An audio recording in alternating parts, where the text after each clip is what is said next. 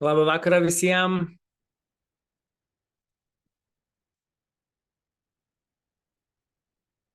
Taip. Kągi, renkamės visi į krūvą, mūsų vis daugiau ir daugiau. Ir labas, Ieva. Labas, Buvo labai įdomu stebėti, kaip tu kažką skaitai. mane Ką skaitai? pradžiamokslį. Geras. Skaitau pradžiamokslį. Palauk, kažkaip tave girdim per vamzdį. Tai aš jaučiu gal išsiemu ausinę, nes visą laiką man su ausinėm visą laiką liūsna viskas. Pabandom. Ar girdite mane? Alio, alio?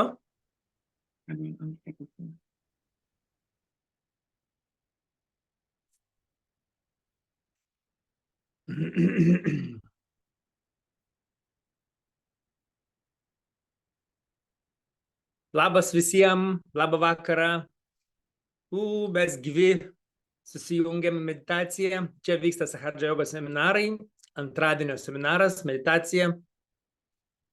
Ir pagal mūsų tokį kaip sukirpimą mes pradedam nuo meditacijos, po to mes imam kokią nors temą. Ir šiandien šį vakarą mūsų tema yra antras centras, kūrybiškumo centras, Svadistanas. Sužinosime daugiau apie tai. Ir po to vėl pamedituosime pabaigoje. Taip. Tai kaip jaučiatės, kaip gyvenat? Ieva, kaip tavo balsas? Dabar gerai, man atrodo, girdisi, ne? O. Geras, išgirdom. Gerai. Tai skaitai apie antrą centrą, ne? Taip, darau namų darbus. Ok, gerai. Gerai, tai mes galėsim po to iš tikrųjų perėti prie antro centro. Dar, matau, prisijungia keli žmonės, tai pradėsime nuo meditacijos ir gal kas nors galėtų pravesti meditaciją, kas norėtų iš prisijungusiųjų. Beje, jeigu jums, nieko tokio būtų labai gera, jeigu pamatytumėm jūs kartais, įsijungtumėt kamerą. Ne dėl to, kad reikia mums jūs matyti, stebėti, bet kad būtų jausmas, kad jūs tikrai medituojat, kad tikrai mes tiek kartų susitinkam, jūs mus matot, mes jūsų nematom ir toks jausmas, kad mes nepažįstam net jūsų. Tai Net gatvėje negalėtume pasisveikinti, kaip tu su kitais. Taip. Tai buvo Vilniaus seminare, kai mes gyvai susitikom, kažkokia viena moteris sako, tai aš medituoju, jo, bet sakau, o ta prasme antradieniais ir šeštadieniais, nesako, į tik įrašus žiūriu. Tai reiškia tik įrašus, visai savo laiku, savo patogių laikų ir visai niekada neįmanoma pamatyti. Tai gerai, kad atėjo, susipažinom. Taip. Taigi, jau pradedam mūsų meditaciją. Jeigu kas nors prisijungėte visai pirmą kartą, tai primenam, kad mes medituojame Sahadža jogos metodu. Jis yra kundalinė energijos pažadinimas. Ir jeigu tai yra pirmas kartas, kai jūs prisijungėte ir visai nesuprantate, ką mes čia darome, tai užsiregistruokite ir kai užsiregistruojate sahadžayoga.lt puslapyje į online meditacijas, gal jūs tai padarėte, gavote laišką. Ir tame laiške yra nuoroda į pirmąjį seminarą, kuriame mes paaiškinsim A, B, C, kaip yra medituojama, kas yra meditacija, ko reikia ir pradedame pirmąją pačią tą pažadinančią kundalinę energiją meditaciją. Tada jūs galite išmokti medituoti namuose tenai, tame seminare ir jungtis jau visus mokymus, kurie vyksta čionais. Taip, ne tai, kad mokymai, bet tokie pasidalinimai patirtim, pasidalinimai žiniom. Ir Ieva dabar yra iš Kauno, aš esu Vilniuje. Ir esame skirtingų miestų. Jeigu kas nors visai pirmą kartą prisijungėte, mums labai įdomu kas, tai parašykite į Messengerį. Taip. Gerai, tai Ieva, ką tu galvojai? Kaip tavo diena? Kol dar prisijungia. Kol dar renkasi, duris varstosi, kad netrukdytų meditacijai, mes galim dar ką nors aptarti. Aš visiškai nesąmoningai. Taip yra, mes esame jau daug kartų su Vytu kalbėję, kad kai tu žinai, kad tu vakare vesi online meditaciją, paprastą meditaciją, kažkoks būna toks didesnis jogos dalykas, tai tave labai ruošia jau per visą dieną ir taip tikrai vyksta. Ir aš šiandien labai nesąmoningai šitiek daug vaikščiojau, visą laiką vaikščiojau, visur tiesiog susigalvojau, kad aš šiandien vaikus vesiu, peškom eisiu, tada ten kažkur susitariu su kažkokiu žmogum, kur net labai bendrauju, dar eisiu pasivaikščioti prie namų. Geras. Tai vaikščiau. Ir dabar taip juokiausi, pati net skaičiau apie antrą centrą ir sako, kas išvalo centrinę Svadistaną, kad labai padeda vaikščiojimas. Ir galvoju, va, prašau. Prašau. Išvalė mane ir pasiruošiau, žodžiu, seminarui. Geras. Išvalytas. Taip, vaikščiojimas masažuoja 1., 2. ir 3. centrą. Tai žodžiu. Tai reiškia... Šimatadži paskaitą labai nesenai ir irgi kalbėjo apie vaikščiojimą ir jis sakė, daugybė žmonės turi problemų dėl to, kad labai mažai vaikšto. Ir sako, mes buvom, sako, tokia kaip ir pasiturinti šeima, kai aš augau, bet mes visada peškom eidom į mokyklą. Mūsų, sako, atvažiuodavo pasimti jau, bet mes, sako, visada eidom pėstute. Ir ten, sakė, myliom tą savo atstumą, tai aš ten negaliu išversti jums tiksliai. Bet, žodžiu, jinai kalbėjo, kad vaikščiojimas duoda ne tik naudą tiem centram, bet ir tu labai gali stebėti gamtą. Ir tu daug didesnį ryšį su gamta, jo, kai tu vaikštai pėstute ar mieste, ar kur, nes vis tiek tos gamtos prie mūsų yra, šalia mūsų yra. Nes ką, sako, jūs iš mašinos? Pažiūrėt, sako, pravažiavot, nieko ten nematėt, sako, vaikščiokit. Taip. Aš dabar labai prisiminiau, kol dar renkasi, tai žodžiu, buvo paskaita irgi, kur Šimatadži pasakojo, kaip jinai klausė italų jogų. Sako, važiuojam, sako, koks čia medis? Koks čia medis? Kur medis? Koks medis? Ta prasme, koks medis? Nu, koks pavadinimas? Nežino. Kokia čia gėlė? Nežino. Sako, viskas. Kai kitą kartą atvažiuosiu, turit žinoti visus pavadinimus medžių ir gėlių. Tai sakė, ir mokėsi. Nes tas pažinimas, jis neteina, kol tu nevaikštai, nečiupinėjai, neprisėdi, nepamatai, nepavostai. Ja. Ir šiaip visas, ir Šimatadži sakydavo, kad net jeigu turit, ar neturit, ar yra kažkokia žemės, kažkoks kampelis, dalelė, kad labai gerai yra dirbti su žemė ir labai gerai yra ją puoselėti ir kažkaip puošti, nes tai irgi duoda labai balanso vidinio tokio. Ir kūrybos. Pavyzdžiui, prižiūrėti kokias nors gėles ar kažką sodą. Reikia kūrybos, reikia taip išlaikyti balansą. Mhm. Bet tai tikrai labai taip ramina. Kas tikrai mėgstat. Apsiminiau anekdotą Šapranausko, bet žinau pats, kad ar ne. Nežinau. Sakė, jeigu nori būti laimingas vieną dieną, išgerti vyno. Jeigu nori būti laimingas savaitę, apsiženik. O jeigu nori būti laimingas visą gyvenimą, tai būk sodininku. O aš dabar kažkaip prisiminiau, žinai, kad yra botanikos sodas Vingio parke Vilniuje ir kažkada mes darėm renginį, atrodo, kad ar su jogais, ar kažkokį kitą renginį. Žodžiu, ir ten tokia viena yra entuziastė profesorė, kuri viską ten prižiūri. Va, ir tai sako, žinokit, mes turim tokią paslaugą, gali ateiti, kas nori paravėti. Nu, bet sakau. Kaip? Nu, man tai neaktualu, nes visą gyvenimą buvo kur ravėti. Tai pas vieną močiutę, tai pas kitą močiutę, tai sode, tai visą laiką buvo kur ravėti ir liepdavo ravėti. O čia sako, ne, miestiečiam trūksta ryšio su gamta. Tai ateina, sako, jeigu aš matau, kad labai toksai, toks pareigingas žmogus, tai duodu ką nors atsakingai paravėti. O jeigu toksai, kur pirmą kartą ravės, tai sakau, krūmai, žodžiu, nustumia į tokius šabakštynus. Bet iš tikrųjų, ateina, ir ten buvo keletą žmonių tupėjo, sako, va, čia miestiečiai ravi. Ateina paravėti, kad pajaustų, kad, kas, kaip nuostabu. Nu, mes nuėjom į daržą. Gerai, tai mes pradedam dabar jau meditaciją. Bet nenusprendėm, kas veda meditaciją. Taip. Kas gali pravesti? Indra. Taip, aš tą patį galvojau ir aš girdėjau labai gražių atsiliepimų, kaip Indra gražiai vedė meditaciją čia kažkada. Dabar neužkelk lūkesčių, paskui Indrai užspaus kvapą. Indra, taip ar ne? Ar kaip jaučiatės? Ar yra galimybės? Galimybės visada yra. Tik tiek, kad kaip čia buvo, nebuvau nusiteikusi šiandien. Spontaniškai. Tai kaip jauti?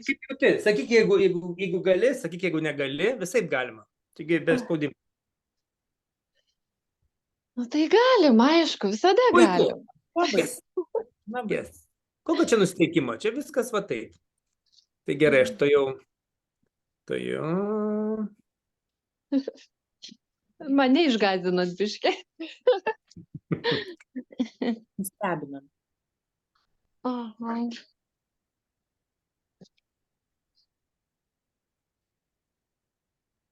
Oh.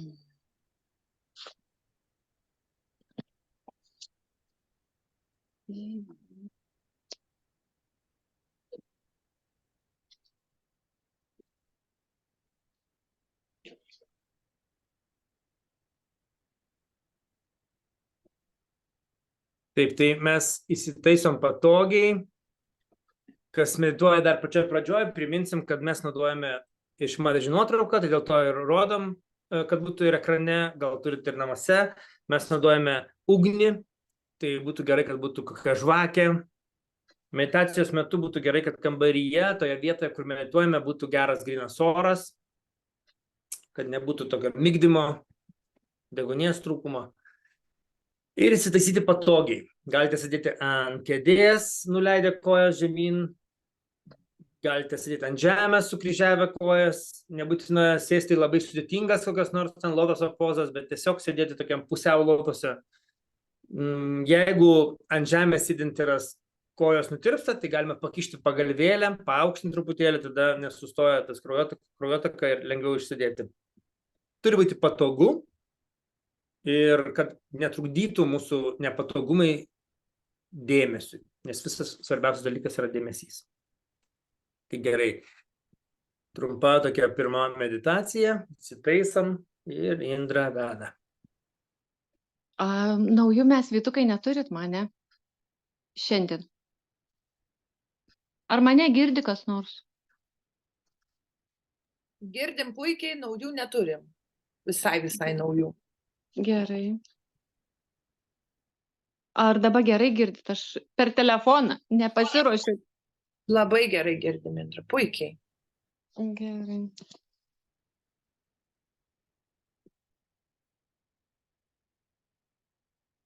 Gerai. Įsitaisom patogiai. Stuburas tiesus. Dėmesys į mūsų kvėpavimą. Įkvepiam, užlaikom, iškvepiam ir užlaikom.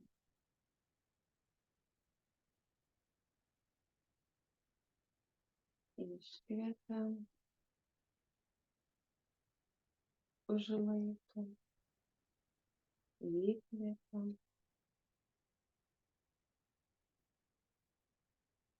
Užlaikom, iškvepiam. Ir taip kelis kartus.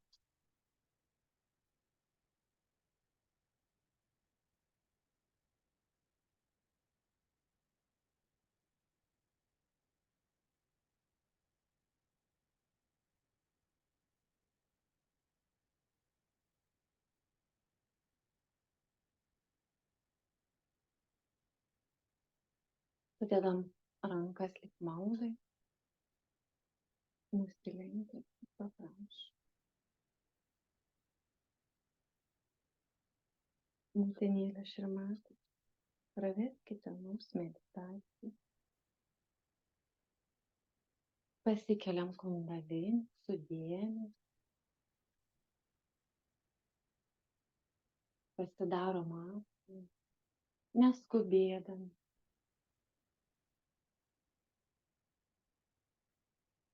Dėmesį koncentruojant virš galvos.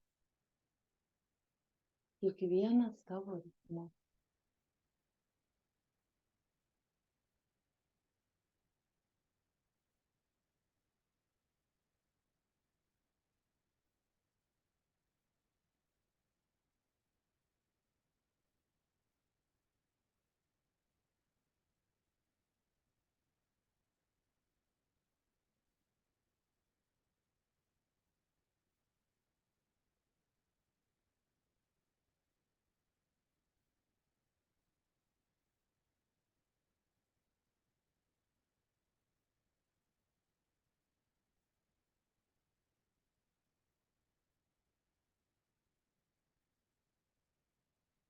Rankas nuleidžiam į žemę.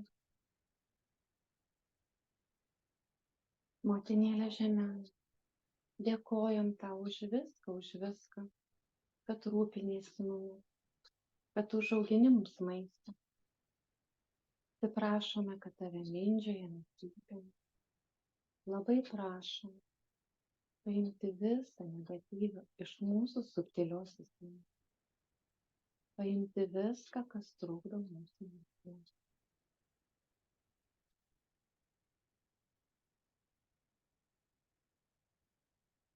Dėmesys virš galvos.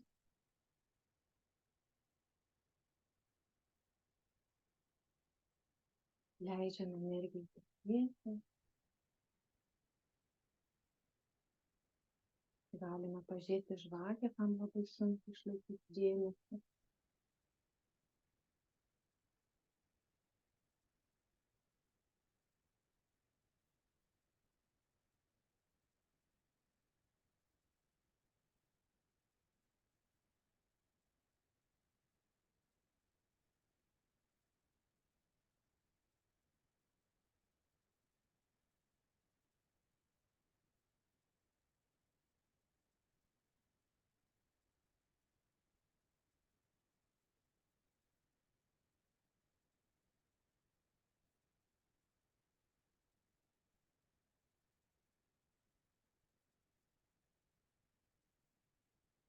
Stengiamės laikyti dėmesį virš galvos. Jei ateina mintis, tampame dabar ir metu aš medituoju. Truputėlį garsiau.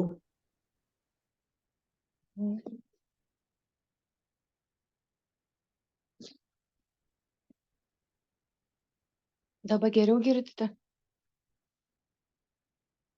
Taip, taip, dabar geriau, daug geriau. Ateisiu arčiau.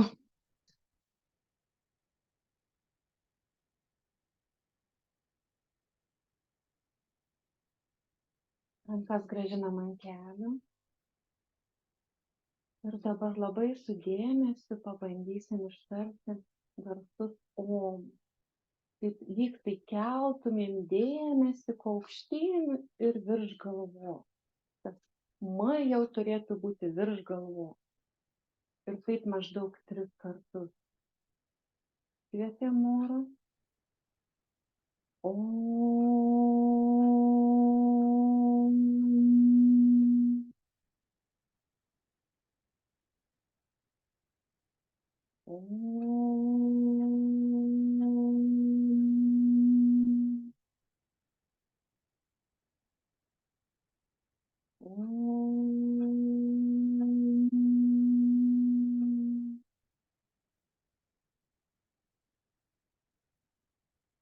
Kairę ranką paliekam ant kelių, dešinę nuleidžiame į žemę.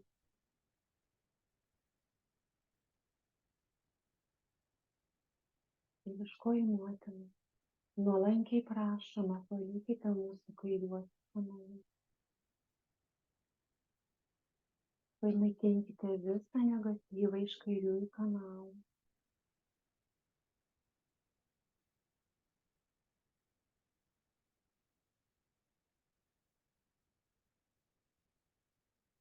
Žiūrime į žvakės liepsną, leidžiame kundalini energijai tekėti ten, kur jai reikia.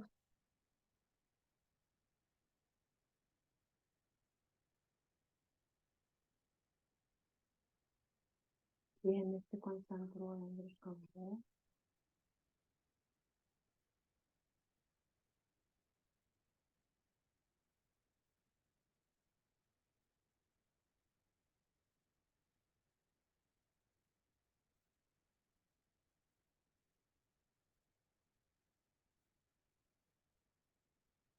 Dešinę ranką uždedam ant kairės širdies.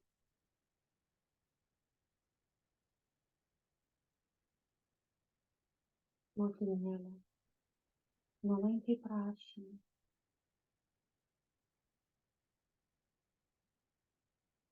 Eikite mūsų širdį. Pripildykite jos meilę, gerumo, atjautos.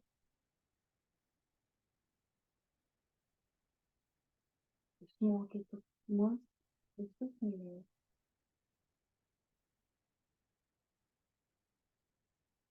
Dėmesys ten, kur mūsų ranka dešinė ir virš galvos.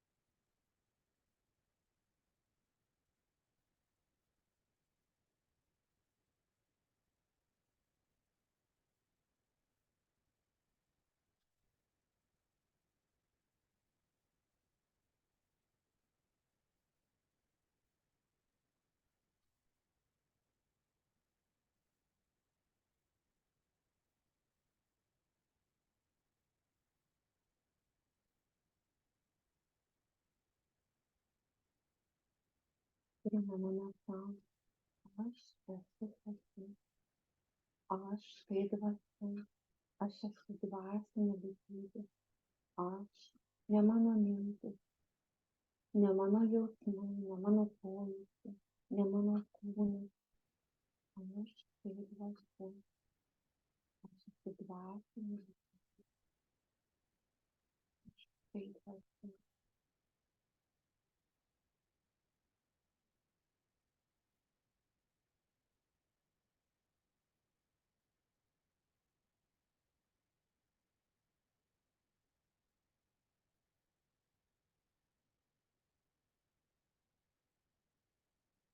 Dešinę ranką kabinam per kairį petį, pasiekiam stuburo slankstelius ir čia pasakom,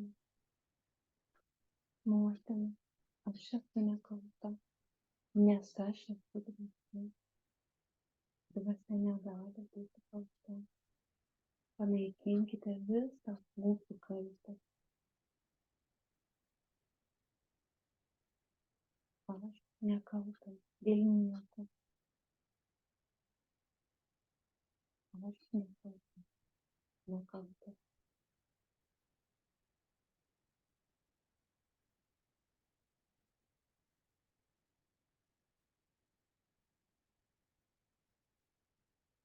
Negalvojam apie jokias konkrečias situacijas. Tiesiog čia ir dabar aš esu nekalta. Aš esu nekalta.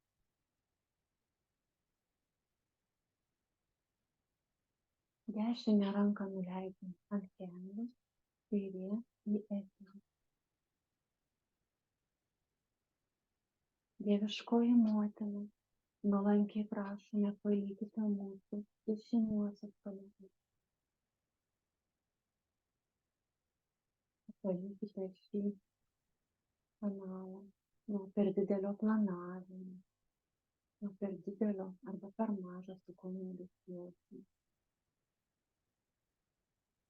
Panaikinkite visus negatyvus iš šio kanalo. Subalansuokite šį dešinį, kolektyvinį ir individualų kanalą.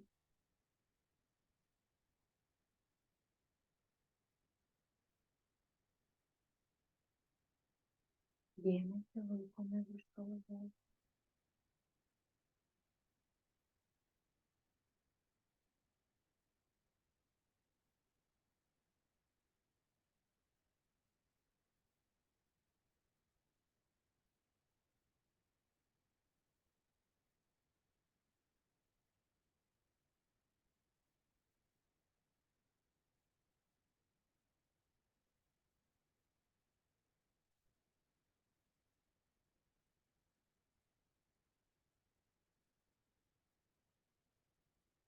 Motinėdamės nieko nedarome, tik jūs viską darote. Kelkite kundalini, visą pasaulyje. Suteikite jų jėgos, suteikite mūsų pasaulyje.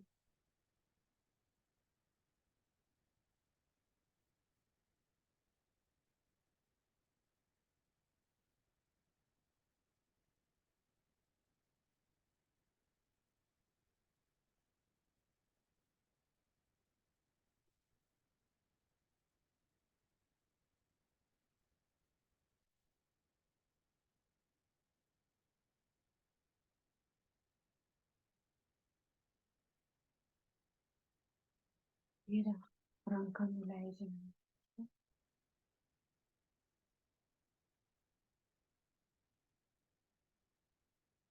Ir prašome išvalyti mūsų centrinius kanalus. Padaryti centrinį kanalą ir švarų mūsų.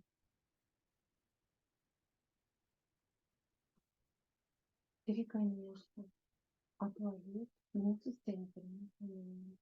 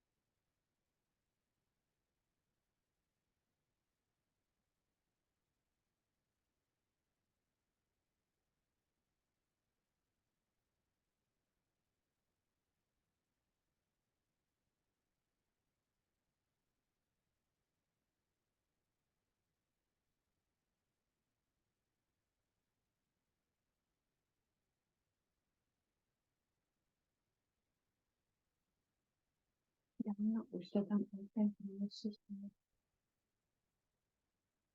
Motinėlė, padaryk mus drąsiais, padaryk mus tėvais. Mes esame tavo Dievo vaikai. Mums nėra ko bijoti. Tu esi pati galingiausia mūsų motina. Mums visiškai nėra ko bijoti. Padaryk mus drąsiais.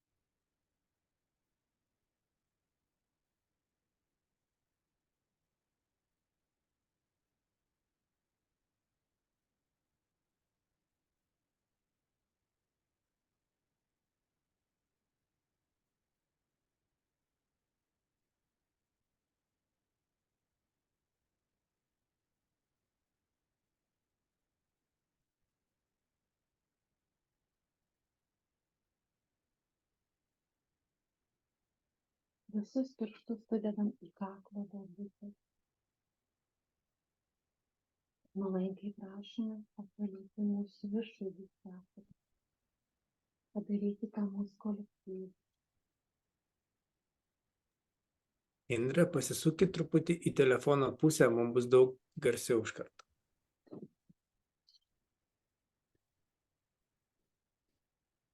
Nuolankiai prašome apvalyti mūsų viršūnį centrą. Padarykite mūsų kolektyviškai.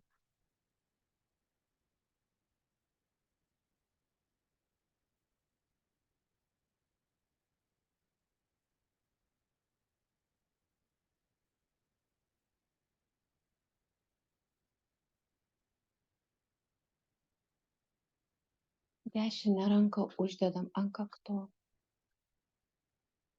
ir pasakome: Tėve mūsų, kuris esi danguje, teesie šventas tavo vardas, teesie tavo valia, kaip danguje, taip ir žemėje.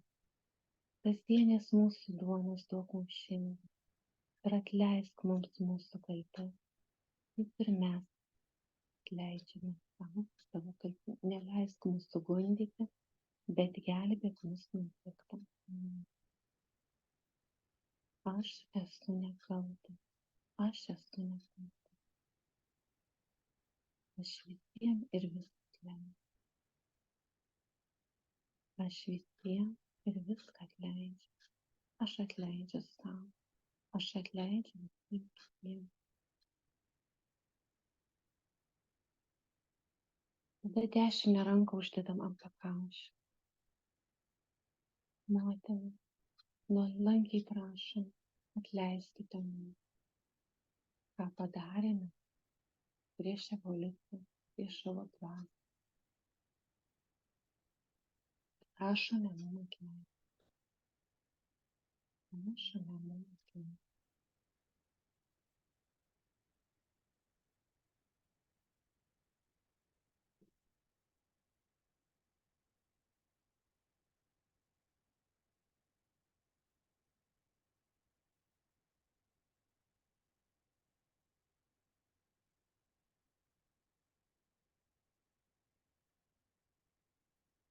Uždedam ranką ant sakausnaro, ją pamasažuoja, paskui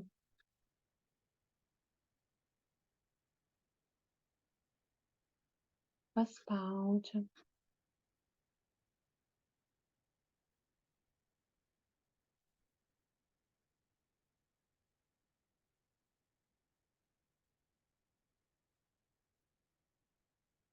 Dėmesys pasilieka ten, kur mūsų ranka. Meditacija.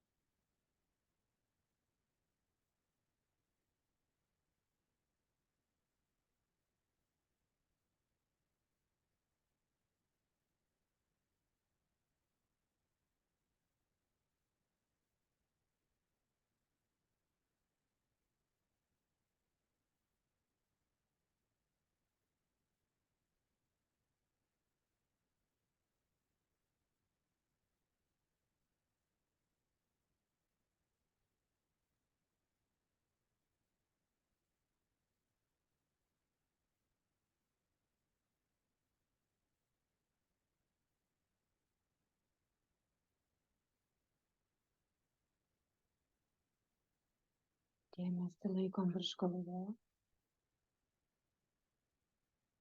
Atveriam delnų pirštus, kad geriau jaustumėm vibraciją.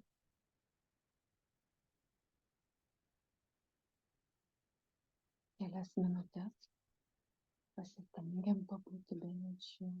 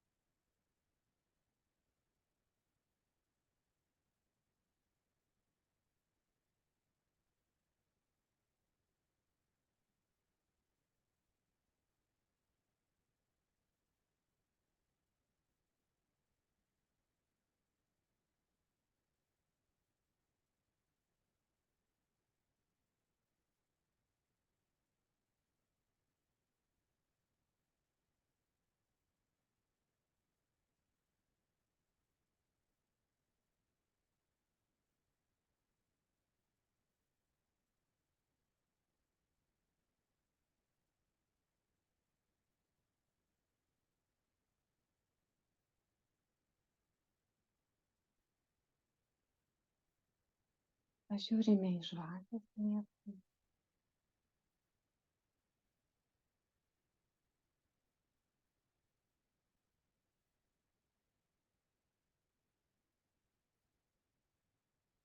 Rankas sudedam namaste. Padėkojam už meditaciją, už galimybę medituoti kartu. Pasikeliam kundalinį, pasidarom apsaugą.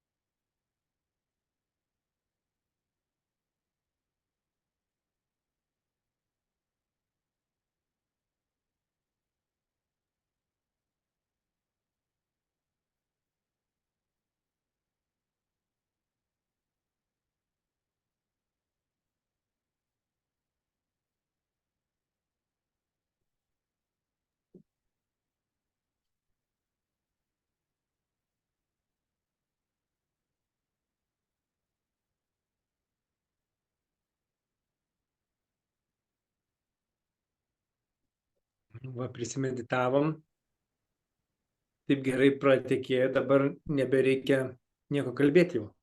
Mhm. Taip aišku viskas. Galim ir baigti šiandien. Taip. Taip, tai mūsų visi dar yra, niekas nepabėgo. Tai antras centras. Tai gerai, pradėkim gal nuo to, kad Ieva, kažkaip ką tu iš tos pradžiamokslio perskaitei tokio bendrų tokių žinių apie tą antrą centrą. Iš bendrų žinių, kad jeigu jūs medituojat ir jaučiat kažkokį dilgčiojimą, kutenimą arba kažkokį karštį arba kažkokius krusdeliukus šituose pirštuose, va šituose. Tai va čia yra antras centras. Tai reiškia, kad būtent antro centro kažkokie procesai vyksta. Kaip ir visi centrai energetiniai, taip ir Svadhisthana centras, jisai turi savo kairę aspektą, dešinę aspektą ir centrinę aspektą. Taip. Tai kairys Svadhisthananas gali blokuotis, jeigu jums labai yra įdomu juodoji magija ir kažkokia parapsichologija, kažkokie amuletai, talismanai kažkokie. Miego sapnų terapijos. Toks, kur dešinys centras gali blokuotis jeigu jūs labai daug galvojat. Nes dešinys Svadhisthananas, man atrodo, toks yra, daugiausiai turbūt jam Rishi Mataji skiria dėmesio kalbėdama, nes tai yra susijęs su kepenų veikla, o kepenys yra labai svarbus organas mūsų organizme ir būtent einant dvasiniu keliu, nes būtent kepenys yra atsakingos už visą dėmesį. O kaip Rishi Mataji ne kartą yra sakius, koks yra jūsų dėmesys, tokie jūs ir esat. Mhm.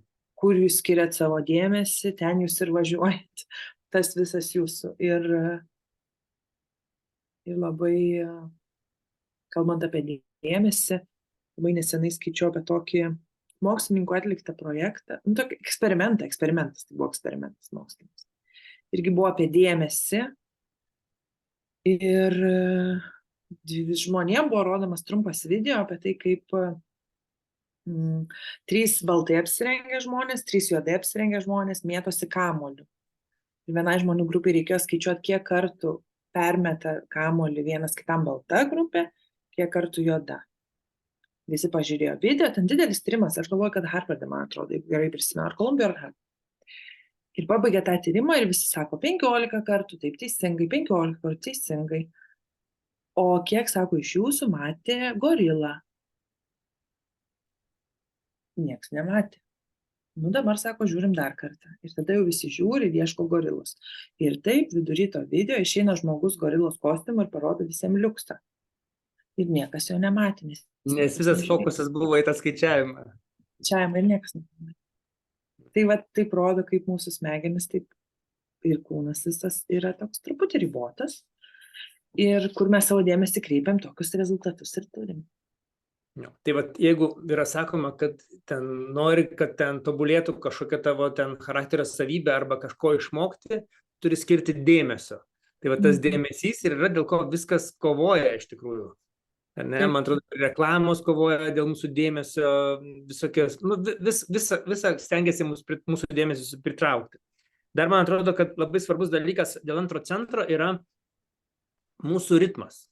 Mūsų tas vidinis unikalus ritmas yra kiekvieno individualus, bet jisai užgreitėja arba lėtėja būtent nuo to Svadhisthano. Ta čakra valdo mūsų tą vidinį ritmą. Tai jeigu, pavyzdžiui, mes nebegalime sustoti, mes norim kažką daryti, vis daryti, tai reiškia, mūsų Svadhisthananas jau yra įsibėgėjęs ir mums reikėtų tą čakrą raminti, nutildyti ją ir taip toliau. Jeigu meditacijos metu irgi dienos darbų ritmas nesustoja, tai irgi reiškia, kad galima skirti dėmesio Svadhisthanui. Pavyzdžiui, konkrečiai dešiniam Svadhisthanui. Tai yra uždėti delną ant dešinės kirkšnies ir pamedituoti tą vietą.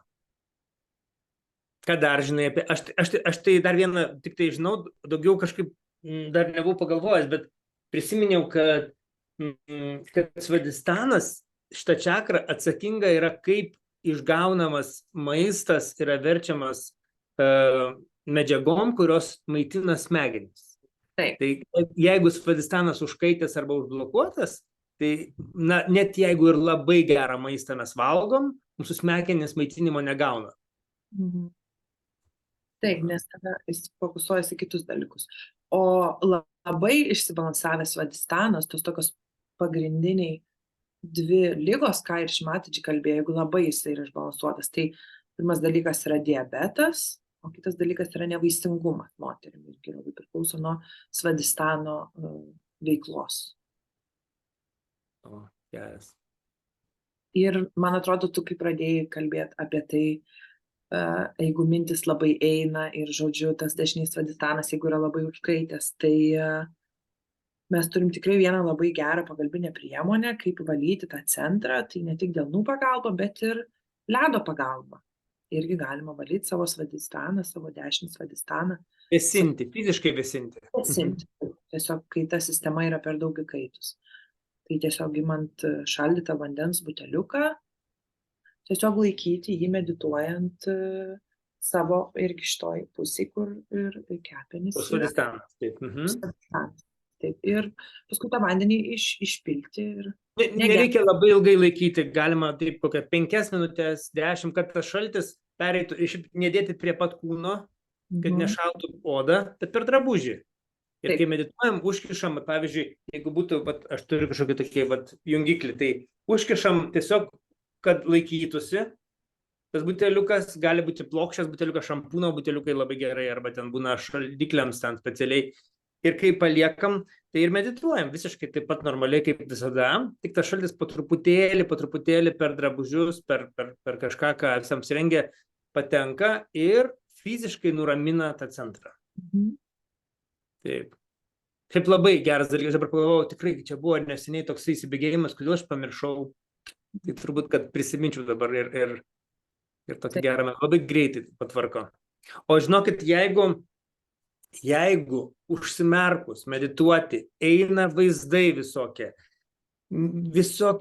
kažkokie nuotrupos, pavyzdžiui, kažkoks nepatogus, nemalonus jausmas, kažkoks nėra tokio, gali būti, kad yra iš kairės svadistano pusės irgi trukdymas dėmesiui. Tai tada labai paprasta yra, kur mano žvakė, čia turiu žvakydę, tai pavyzdžiui, jeigu turime kažkokią žvakydę, kur nedidelė, neaukšta žvakė, mes tyčia sukarpam žvakę mažesniais gabaliukais, kad būtų neaukšta. Ir kai sėdė ant žemės, arba ant kėdės, tada reikėtų kitos kėdės, pasidėti taip, kad būtų per atstumą, bet kad šviesa eitų į kairį svadistaną. Kad ugnies elemento šviesa būtų, nereikia, kad kaitintų, nereikia, kad būtų labai arti, nes pavojinga užsidegimui, bet jeigu laikome kokį 15-20 cm, tai reiškia viena žvakė yra priešais jūs, kai medituojate, o kita žvakė yra toj vietoj. Ir nieko nereikia daryti, nei makaluoti, nei kažką su ją veikti, tiesiog jinai yra kaip elementas. Pavyzdžiui, čia gali būti ledas, jeigu esam užkaitę, bet jeigu ten kažkokie blogos nuojautos, ten, aš nežinau, kažko ten prisižiūrėt, pavyzdžiui, televizorių ir tie vaizdai eina, negali sustoti, tai labai sveika, bet būtent ugnies elementas. Ypač dabar, kai labai tamsu. Stanas tos energijos mažiau turi ir gali užsiteršti. Tai galima su ugnim pavalyti kairę pusę. O centrinė dalis yra kūryba. Tai man norėjau sakyti, jeigu viskas tikrai labai gražiai veikia ir labai veikia, tai tada tampi labai tikrai kūrybiškas. Bet čia gal jūs, Vytautai, papasakokite apie kūrybiškus žmonės. Aš mažiau truputį žinau. Tai ta energija, kurią mes naudojame, kaip vadiname svadistano energija, yra Sarasvati. Jinai žinoma yra kaip deivė, kūrybos deivė Indijoje iš senų laikų. Ir kaip jinai yra vaizduojama, tai aš čia turiu tokį panašų instrumentą, tik tai ne tokį, ten yra vyna, bet labai panašus ir jinai galima matyti, kad jinai sėdi, groja ir aišku, jinai turi ne 2 rankas, o 4 pagal visą mitologiją. Ir vienoje rankoje jinai laiko knygą, žinias. Tai ne tik kūryba, bet ir pats tas žinojimas, išmintis, žinojimas, pavyzdžiui, savo paties čakrų, savo paties nervų sistemos patyrimas, žinojimas. Ta žinojimas, išmintis yra irgi svadhisthano energija. Tai pavyzdžiui, medituojant gali tiesiog ateiti atsakymai iš vidaus, iš tos čakros. Pavyzdžiui, jūs galite užduoti klausimą, medituoti, palikti jį tiesiog uždavus ir pamatysit, kad galbūt iš to vidinio svadhisthano, iš tų žinių, jūs gausite kažkokį tai atsakymą viduje. Čia labai įdomus dalykas, kad jogoje tikrai galima naudoti tą vidinę išmintį, vidinę informaciją. Ir kai būna, tarkim, tos energijos, tos Sarasvati energijos diena metuose, aš dabar nepamenu, kada tiksliai, man atrodo, bet kad nesiniai, man atrodo, buvo jau. Tai tą dieną Indijoje deda ant visų, žinot, yra, reiškia, kaip bindi, kaip tas taškas, kuris apsaugo ir toksai, palaimina. Tai, žodžiu, ant visų namuose esančių instrumentų, jie pirmiausia yra nuvalomi, ir ant visų jų deda, kad tai yra Sarasvati energija, kūrybos energija mūsų namuose, ir ant ypatingų knygų. Pavyzdžiui, mantrų knyga, kokia nors šventraštis, gali būti kokia nors ten, tarkim, kokia nors švento žmogaus poezija, dar kas nors uždeda, padeda ten, kur medituoja, ir kad, reiškia, aš nusilenkiu visai išminčiai, ir pavyzdžiui, yra tradicija tokia, iš senų laikų, bet Lietuvoje irgi tai buvo, man čia sakydavo, nedėti knygos ant žemės. Nemėti knygos ant žemės, nes čia knyga. Kažkas tokio ypatingo, reiškia, žmonės iš kartos į kartą perduoda informaciją per knygą. Tai ir tas mokslas, knyga irgi yra su svadhisthanu. Bet žiūrėk, dėmesys, ar ne? Mokslas ir yra su dėmesiu. Kiek skiri tam laiko, dėmesio savo tikro, fokusuoto, tiek tasai mokslas ir įsėda į tave. Taip, ir Šrimatidži labai puoselėjo ir labai skatino jogų kūrybą irgi, tiek dainavimą, tiek tapybą, tiek eiles, poeziją. Ir tai irgi labai balansuoja mūsų šitą centrą. Ir tikrai yra daug žmonių, kurie gal kažkokiais ypatingais talentais, kažkokiais neišsiskyrė.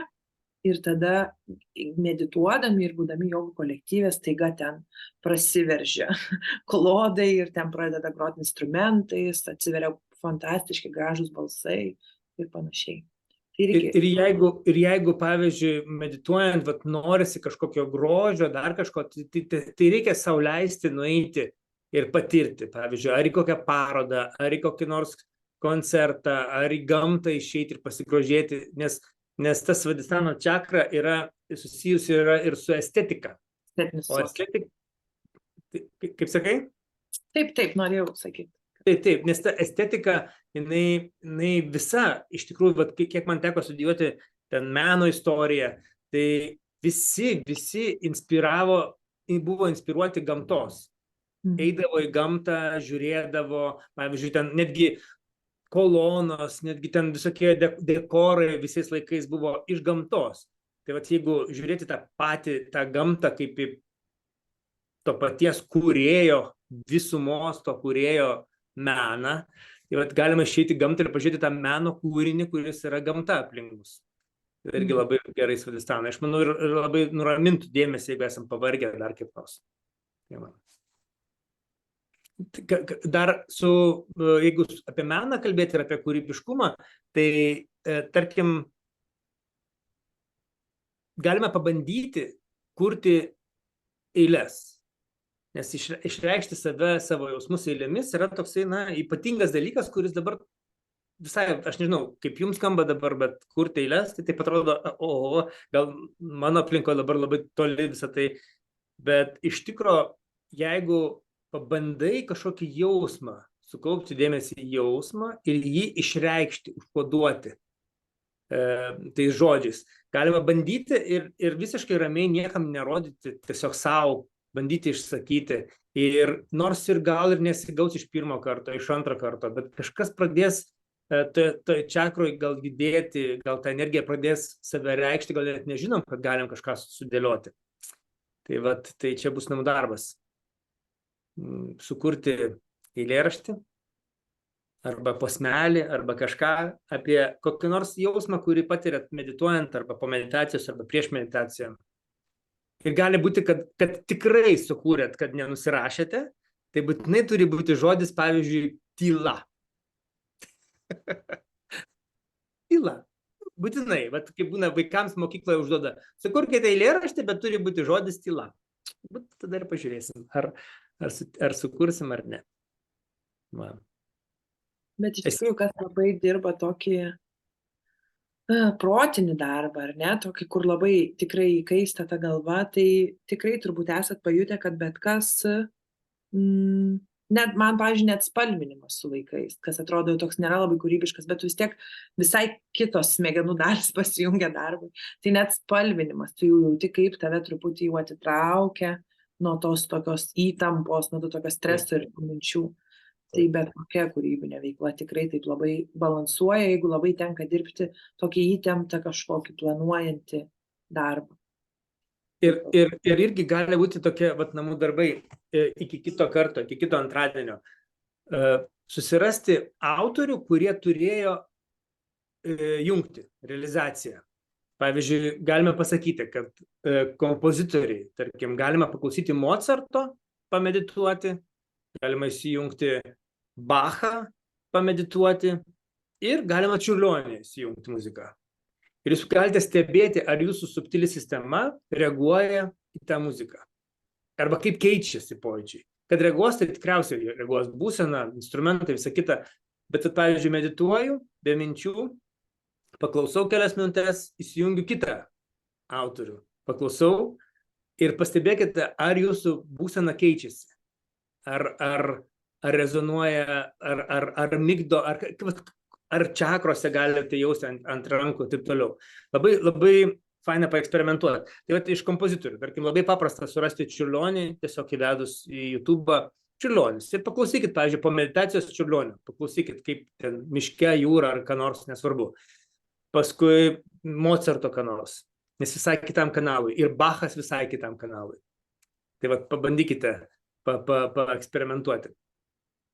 Bet labai įdomu, kaip šimatas žinios pinasi su tokio mokslinio ir tokio, atrodo, labai pragmatiško pasaulio žiniom. Pavyzdžiui, šimatas visą laiką sakė, kad Mozartas yra atsakingas už centrinį kanalą ir tikrai labai stabilizuoja ir įveda į balansą.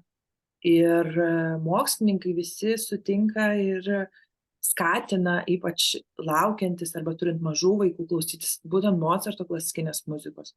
Yra daugybė žaislų, kur jau yra instaliuoti tie visos Mozarto tokios paprastos melodijos, dėl to, kad jie iš karto pastebėjo, kaip smegenys vaikų visiškai kitaip reaguoja Mozarto muziką.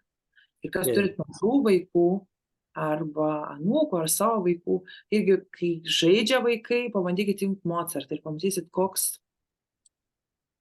toks ramesnis ir subtilesnis tas žaidimas pasidaro, juk kai jie fone tiesiog nesuvokiant girdi tą muziką, visai atrodo kitaip pradeda ten tą vidus suktis ir galvelis. Taip. Bet man labai įdomu yra, kai tu pajauti, kad tikrai keičia būseną. Ir pavyzdžiui, tos klasikinės indiškos ragos, muzika raga, gal taip nesausai, bet plačiai taip išvertus, ką reiškia raga, tai reiškia tai, kas nuspalvina protą. Tai ta muzika kažkaip užlieja kaip spalva, kaip būsena tą vidų. Tai galėsim pamedituoti su muzika. Beje, šiandieną pamedituosime su jogės. Svetlana, jinai dabar gyvena Anglijoje, jos fortepijono muzika įrašyta Vilniuje. Mokytojų namuose mes ir rašėm ir pamedituosim su pianino muzika, ne su klasikinė, ne indiška, ne kokia nors, net ne Mozartu, nes mes esame jau darę šitose seminaruose su Mozartu ir taip toliau, bet su jogo muzika, improvizacija. Ir dalyką pasakyti, dar kol nepabaigėm. Kas man čia visoms smegenim ir aš nežinau, bet žodžiu vėl viskas pas mane apie smegenis. Tai šimatai tikrai labai skatino jogų kūrybą ir dainavimą ir viską. Ir tarkim, yra vienintelė veikla, tik tai, kuri aktyvuoja visus smegenų centrus, absoliučiai visus, ten visos smegenys pasijungia veikti. Tai yra, kai tu groji instrumentu ir dainuoji tuo pačiu. Tai visiškai viskas pasijungia ir tu tokiam esi pilnam žmogaus potenciale. Tai labai įdomus dalykai. Geras. Iš tikrųjų, tai ta rekomendacija net ir vaikams bent kažkokiu vienu instrumentu vaikas turėtų groti. Bet žiūrint netgi į Lietuvos aristokratiją, ne, kur iš senų laikų, tam būdavo privaloma, kad vaikas mokintųsi muzikos. Net jeigu ir ten ausis nulaužtos, bet vis tiek kažkokiu instrumentu reikia pagroti. Tai va, gal kažkaip, žinai, galima ir eilėraštį parašyti, ir su spalvom pažaisti, paklausyti muzikos, galima pačiam pabandyti, padainuoti, atverti. Taip, kai būnam vaikai, mes kažkaip turbūt daugiau sau leidžiam to. Taip. Mes kažkada su jogais darėm seminarą ir buvo tiesiog viena užduotis, kai reikėjo kartu spalvinti ir piešti. Taip. Ir mes visi taip atsipalaidavom ir buvo taip fainai ir tada tarp savęs kalbamės, o kada mes sau leidžiam tai. Tada suprantam, kad niekada, toks tu... Kur čia buvo? Kaune buvo, mes turėjom seminarą ir tiesiog visi skirtingose grupėse, pagal čakras, man atrodo, žodžiu, ir mes spalvinom visi kartu ant tokių didelių lapų ir piešėm, ir buvo tiek daug džiaugsmo, ir visi taip atsipalaidavom, ir tada sakom, o kada, taip, kad tu sugalvotum dienos eigoje, bet dabar eisiu, ir ne vienas nerandam laiko, atrodo tam. Dėmesio nerandam, taip, o gyvenant tam tokiam tikrai planavimo, užsisukimo rate, tikrai labai sveika būtų rasti to laiko. Tokiai kūrybinė, atpalaiduojančiai veiklai. Tai va, tai tiek apie Svadistaną, dar yra Svadistano mantra. Jeigu kas mokate jau mantrų, tai galima, tarkim, naudoti, tai yra Šri Sarasvati Brahmadeva, tos vardus sakant, galima sužadinti balsu, sanskrito žodžiais tą energiją, tai Sarasvati Brahmadeva mantra, ir galima tiesiog uždėti ranką ant centrinio Svadistano ir medituoti, paprašyti, kad energija ateitų į mūsų kūrybą, į mūsų tą centrą. Ir pavyzdžiui, toks labai irgi gražus toks pakvietimas gali būti meditacijos metu tiesiog kreipiantis į savo kundalinį, paprašyti motiną kundalinį, ateik į mano dėmesį. Ateik į mano dėmesį, nes tas dėmesys toksai mistinis yra reikalas. Bet ateik į mano dėmesį, reiškia, užliek, paliesk, užpildyk mano dėmesį. Ir iš tikrųjų labai nusivalo rūpesčiai, nusivalo visokios mintis, tiesiog ateitų ta energija ir į mano dėmesį. Šitą esu išmokus kažkada senai, vedai meditaciją kažkur ir pasakė, ir aš žinok, išmokau ir labai dažnai naudodavau paskui savo meditacijos. Aš tai naudoju, kai, pavyzdžiui, reikia greitai vaikam pagaminti valgyti, o aš visas, ir aš tada ateik į mano dėmesį, ateik į mano rankas, ateik į mano kūrybą, nes maisto gaminimas yra tokia kaip laboratorija, kaip kūryba. Ir tada pradedi taip jausti, kad pradedi daryti visai kitų ritmų, nes užduodi tokią kitą tonaciją. Na gerai, dabar galime pamedituoti ir medituosime su muzika, kaip sakiau, ir gal su ta mantra, Šri Sarasvati Brahmadeva mantra. Jeigu kas nemokate, tiesiog klausote ir medituojate, jeigu kas mokate, galite prisijungti kartu sakyti. Tai įsitaisom dar kartelį patogiai. Susirasiu muziką.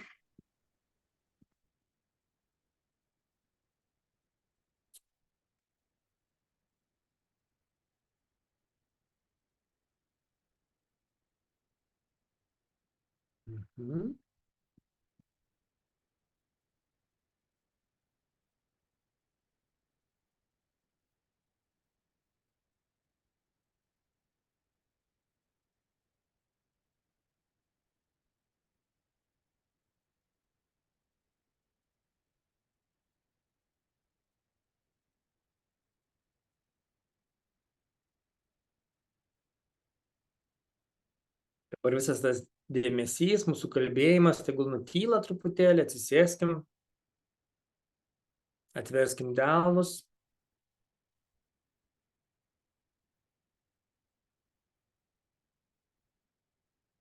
Paprašykim, kad ta kundalinė energija tekėtų per mus ir kad šitas procesas būtų ne kažkoks ritualas, ne kažką darau, bet kad iš tikrųjų pajausmėm meditacijos būseną.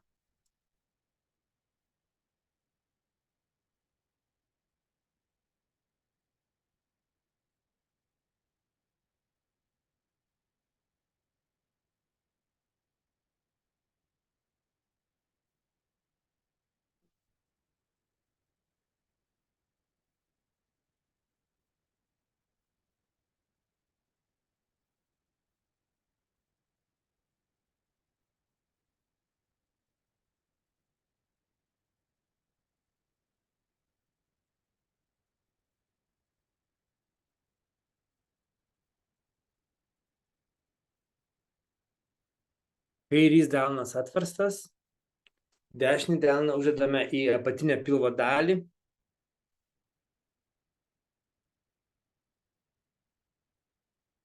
Dėmesį laikome į viršugalvį.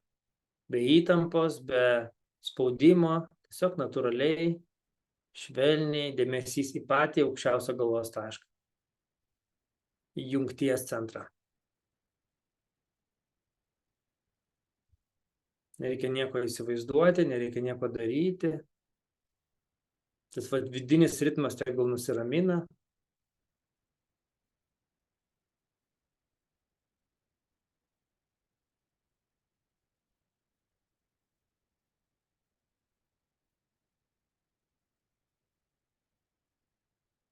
Pasakysiu aš mantrą Šri Sarasvati Brahmadeva. Kas girdi pirmą kartą, tiesiog medituokit, leiskit tiems sanskritiniam garsams sklisti.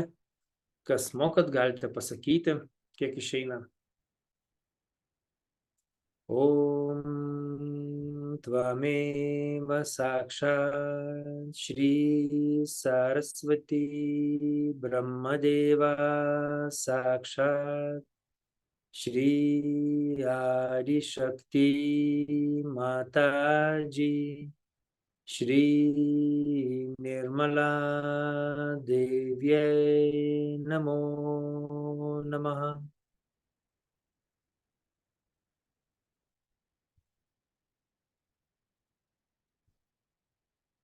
Dėmesys į viršugalvį. Pasakysiu dar kartelį, kad nebūtų jokių minčių, kas girdi pirmą kartą, galėtų dar kartelį išklausyti. Mes galim pakartoti. Shri Sarasvati Brahmadeva. Om Tvameva Sakshat Shri Sarasvati Brahmadeva Sakshat Shri Adi Shakti Mataji Shri Nirmala Devyai Namo Namaha.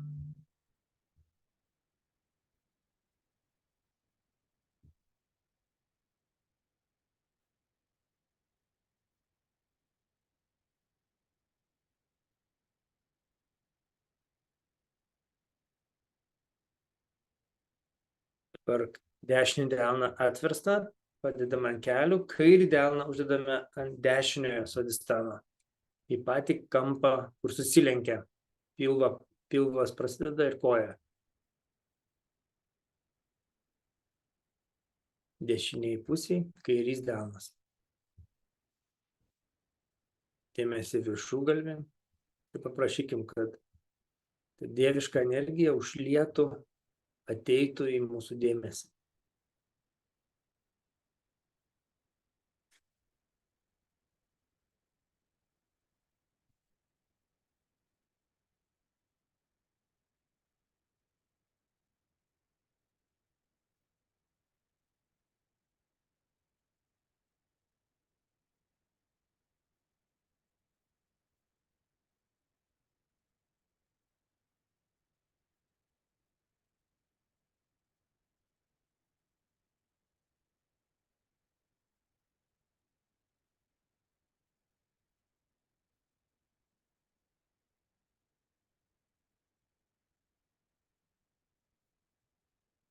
Puiku. Dabar dešinį delną uždėsime ant kairiojo svadhisthano, o kairį mūsų delną atversim, sukeiskim.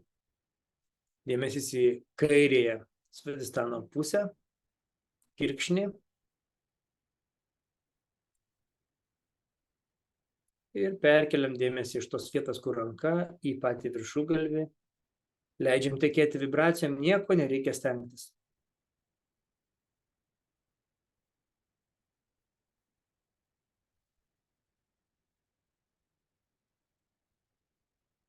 Ir savo viduje pasakykime, kaip jums išeina savo žodžiais, bet mintis tokia, kad prašau išvalyti visas netyras žinias, kurios trukdo mano dvasiniam augimui.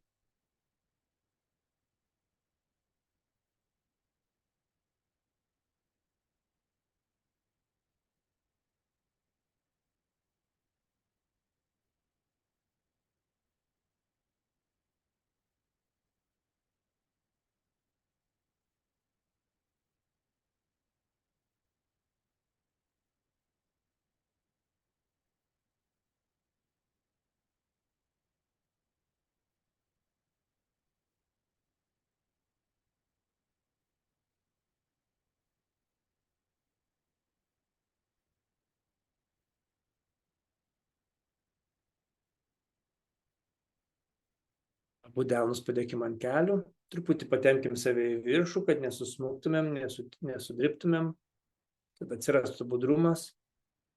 Delnai atidaryti, bet pirštų neįtempkim. Ir leiskime energijai tekėti, klausydami muzikos, bet nereikia apie ją galvoti, analizuoti, tiesiog dėmesį viršugalvį ir į pojūčius.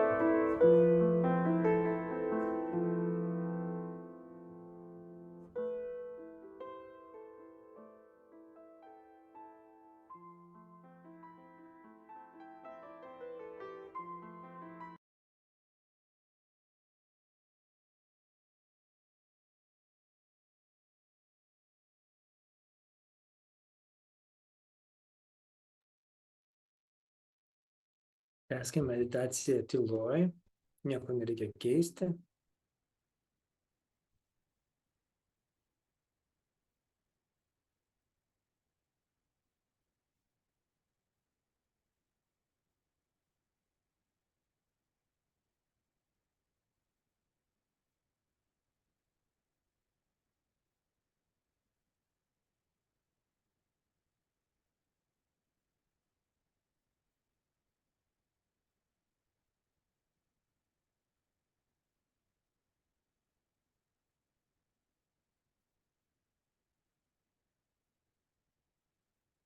Galime dešinį delną pakelti virš galvos. Patikrinkim, kokie yra pojūčiai. Nereikia nieko įsivaizduoti, tiesiog kokia šiandieną, koks srautas vibracijų galima pajausti, kiek galima pajausti. Su dešinė ranka, paskui su kaire.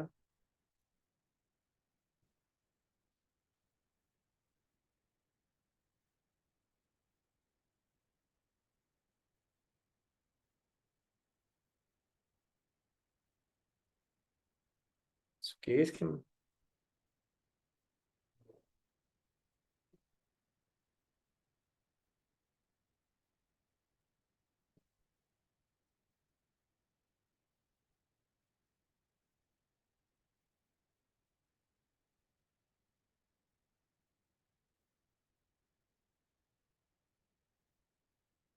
Sudėkim delnus namaste, padėkokim už meditaciją.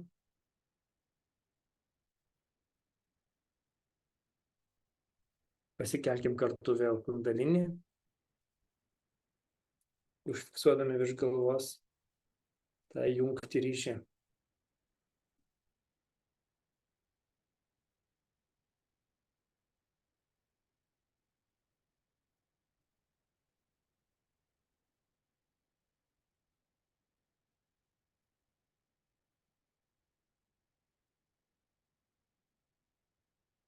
Darant apsaugą, laikom dėmesį ten, kur užfiksavom virš galvos.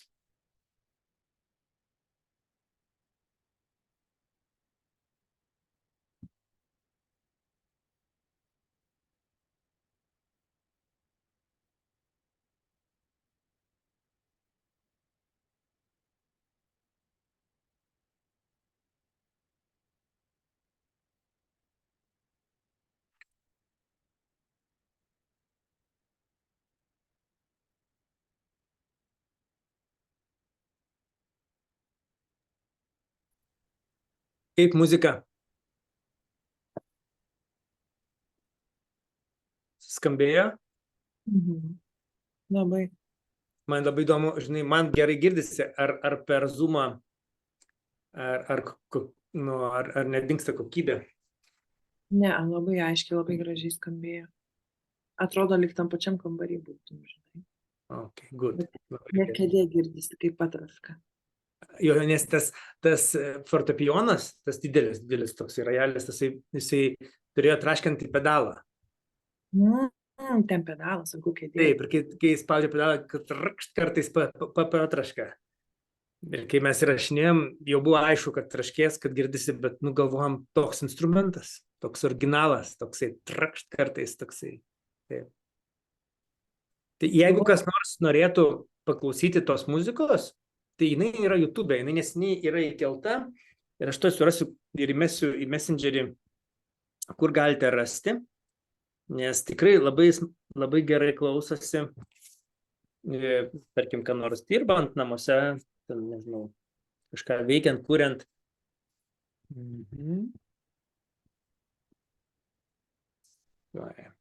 Aš galvoju, žinai, ko mes visai nepaminėjom?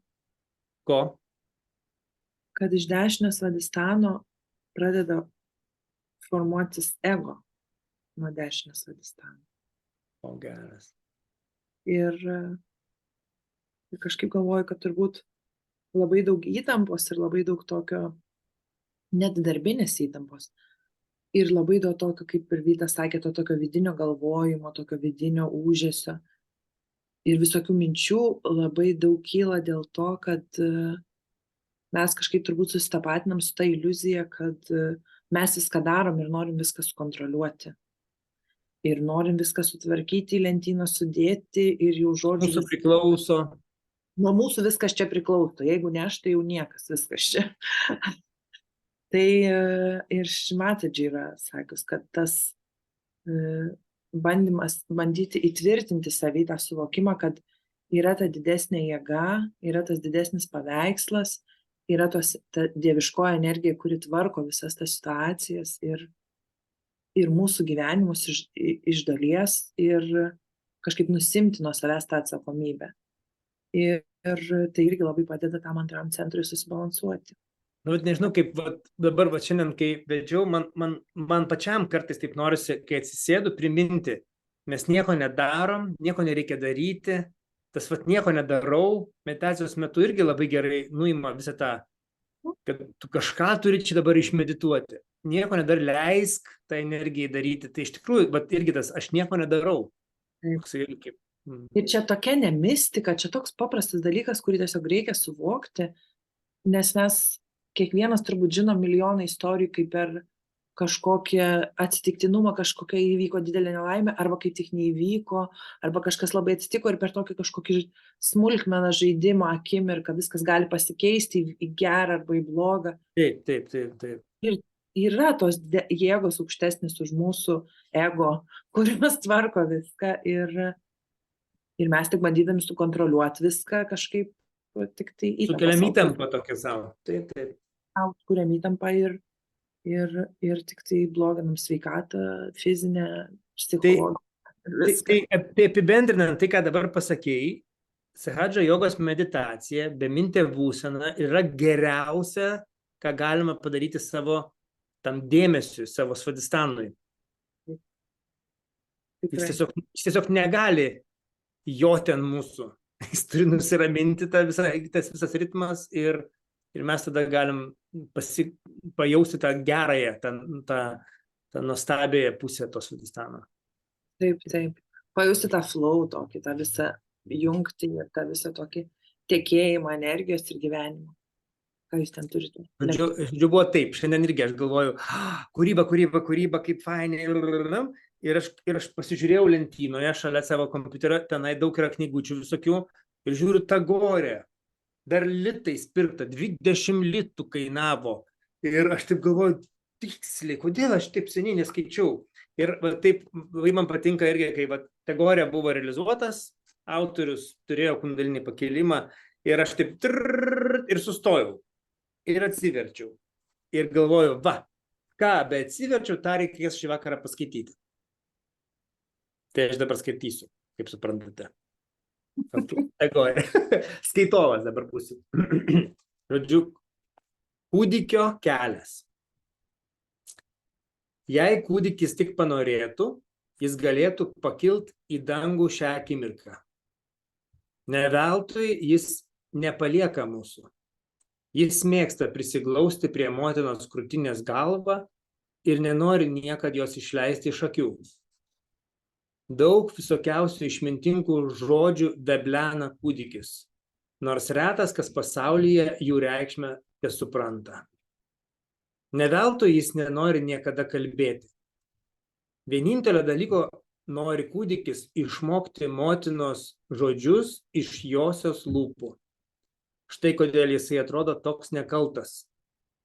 Kūdikis turėjo krūvą aukso ir perlų, tačiau atėjo tarsi Elgeta į žemę. Ne veltui jis atėjo šitaip persirengęs. Šis mielas, nuogutėlis, vargšas, nori būti visiškas neturtelis, idant galėtų motina prašyti meilės lobių. Kūdikis buvo laisvas nuo bet kokių saitų siaurutės jaunaties šaly. Ne veltui jisai atsisakė laisvės. Jis žino, kad jo motinos širdies kamputyje glūdi begalinis džiaugsmas. Ir kad kur kas mieliau už laisvę būti apglėbtam ir suspaustam brangiųjų josios rankų. Kūdikis niekada nemokėjo verkti. Jis gyveno visiškos palaimo šalyje. Ne veltui jis panoro lieti ašaras. Nors savo mielo veido šypseną jisai pavergia ilgesingą motinos širdį. Tačiau jo verksmas dėl mažų bėdų išaudžias saitą dvigubą ir gailesčio, ir meilės. Tadam, Tagorė. Šiaip kai kurie kūriniai tokie yra, kur jeigu esi buvęs Indijoje, tada tu supranti, apie ką rašo, nes ten kokio nors kaimo, indiško, specifinio, ten tokių dalykų yra. Bet čia apie vaiką ir kodėl jisai atėjo į šią žemę, nes nori motinos dėmesio. Va. O dabar tie, kurie dar liko šitam seminare, o beveik visi ir liko, tai parašote, ką išgirdote jums aktualaus šiandieną. Gerai, nejungkite visi kamerų, gerai, nereikia visko kalbėti, bet parašykite, galbūt kažkas jums buvo aktualu. Galbūt tie, kurie jau seniau medituoja, išgirdo ką nors ir prisiminė, kas suskambėjo šviežiai. Pavyzdžiui, man ledas ant to dešinio svadistano. Gal kažkam suskambėjo kažkas kitas. Tai vis dėlto norisi to gyvo susitikimo, bet kadangi esame realiuoju laiku susijungę, tai bent jau parašykite, kas jums buvo aktualu ir surezonavo. Ar yra žmonių, kurie nežino, kur yra tas chat ir kur reikia parašyti? Kaip telefone reikia parašyti, ne? Pavyzdžiui, jeigu telefone. Ar yra kas nežino? Tai tada įsijunkit mikrofoną ir pasakykit, mes pasakysim. Arba galite tiesiog pasakyti. Įsijungti mikrofoną ir tiesiog pasakyti.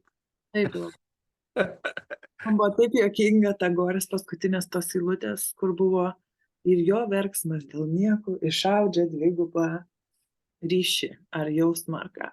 Dvigubą ten kažką. Aha. Ir aš turiu todlerį namie. Tai verksmas dėl nieko išaudžia ne tik meilį ir rūpestį, išaudžia mamoje ir daug kitokių jausmų. Tas audinys iš daugiau spalvų būna. Daugiau spalvų, tikrai yra daugiau spalvų. Aš tik tiek pasakysiu. Kai vaikai yra 2 ir 3 metų, tų jausmų daugiau yra pas mamą, tikrai išaudžiamų.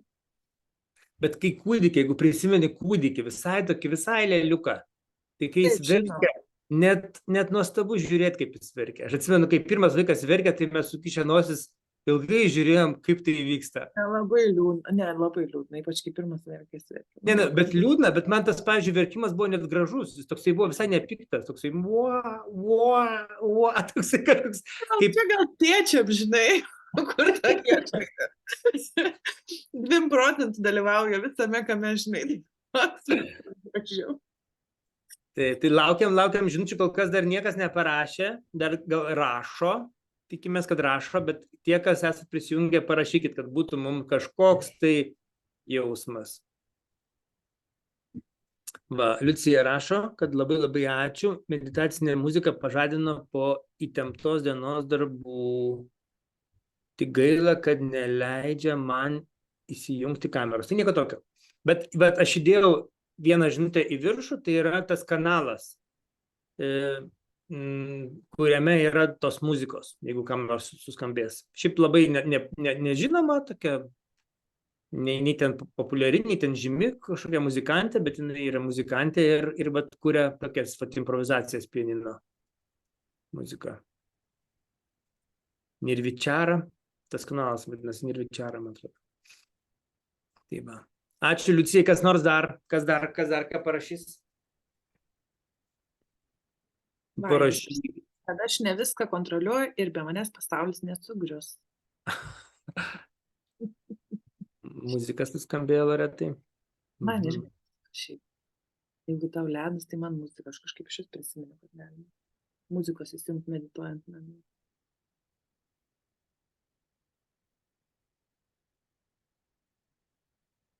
Pavyzdžiui, po kokio nors tokio gilesnio kūrinio meninio, tokio, jeigu klauso meditacijoje, tai neužimkim viso laiko tik tai muziką. Po to, kai nutyla, tarsi poveikis tęsis. Ta tyla po muzikos yra labai, labai stipri. Ačiū visiems, kurie parašė, bet dar ne visi parašė, tai ką žinau. Dar palaukime, netrupučiuką, kol parašysit. Indra parašė, muzikos klausant, šiurpuliukai ėjo, taip smagu buvo. Zuzana parašė, ačiū, nuo muzikos neatsigaunu, dar labai į mane paveikė. O, kaip gerai girdėti. Lenovo Tab M10 parašė. Taip, aš. Labai visa informacija buvo vertinga, muzikos poveikis labai stiprus. Tikrai, bet mes vis tiek daugiau mažiau vanduo, o vandenį labai, žinokit, muzika veikia, taip kad čia nori, nenori. Tas mūsų gyvūnas. Kad mes esame vanduo, žinai, aš pas savo dukterėčią atvažiavau, mažytė tokia dar buvo, tokia, ten, nežinau, 1. klasė gal kažkokia. Ir aš atvažiavau ir sakau, žinai, ten, vat, mes esame padaryti iš vandens, taip kažkaip, nes man tai buvo akivaizdu, nes visi tuo metu kalbėjo, kaip čia mūsų 80% vandens. Ką reiškia 80% vandens? Tai beveik visas vanduo, tik tai kažkas laiko tą vandenį. Ir aš sakau, nes labai atsargiai, žinai, kalbėti reikia, nes mes esame vanduo, kažkas ten tokio. Ir taip žiūrėjo mane, žmogus padarytas iš mėsos. Ir pabėgo į kitą kambarį, kad nebevystyčiau diskusijų apie vandenį. Jo, kad mes iš mėsos ir viskas. Taip. Jie, tokie fainiai vaikai užsiciklinam. Na gerai, tai ką, gerbimieji, mylimieji medituotojai antradienio vakarais. Aš labai džiaugiuosi, kad čia neprisijungiau. Aš tai buvau visų pasilgus. Ir visų, kur medituoja, ir tavęs, ir šiaip to tokio, žinai, prie kompo meditacijos, tokios, labai fain. Kažkaip ilgai nebuvau, tai labai pasilgau. Man iš tikrųjų vėl pradėjo, kokie 40 minučių prieš tai pradėjo kilti kundalinį. Tai jau aišku, kad viskas jau prasideda. Jau į kanalą. Dabar dar galvoju, žinai, kadangi Svadistanas tai labai gerai yra vanduo nuraminimui. Tai kas mokate, kas žinote, tai tik primenu, kad pavyzdžiui šeštadienį, kas bevestų meditaciją, darykime su vonelėmis, pėdom. O kas niekada dar nedarė, tai tiesiog pasiruoškite kokią nors vonelę, kurioje galime įdėti pėdas ir įpilsime vandens, kad apsemtų kulniukus. Kaip yra pėdas, kad būtų apsemta visa pėda. Ir reikia saujos arba didelio šaukšto druskos ir gėlo vandens ąsotyje, stiklainėlyje, vazelėje ar kažkur, kad galima būtų su nesūriu vandeniu nuplauti pėdas meditacijos metu. Tai mes padarysime tokį dalyką, nes sveika karts nuo karto kolektyviai, va taip medituojant, daug greičiau viskas irgi prasivalo ir geresnis būna poveikis. Tai jeigu kas neturės, bet jeigu turėsite vonelę pasiruošę, tai galėsite prisijungti prie to meditavimo kartu su vonelė. Dešimtadžiai. Labanaktis. Labanaktis visiems. Labanaktis. Ačiū, kas parašė, ačiū, kas sureagavo. Gerai. Einame eilėraščių kurti. Tikrai. Tai kitą antradienį skaitau konkursas yra, taip? Taip. Ačiū Indrai už meditaciją. Tikrai ačiū Indra. Kaip pravedė, taip va. Liuks. Taip reikia dvigubai.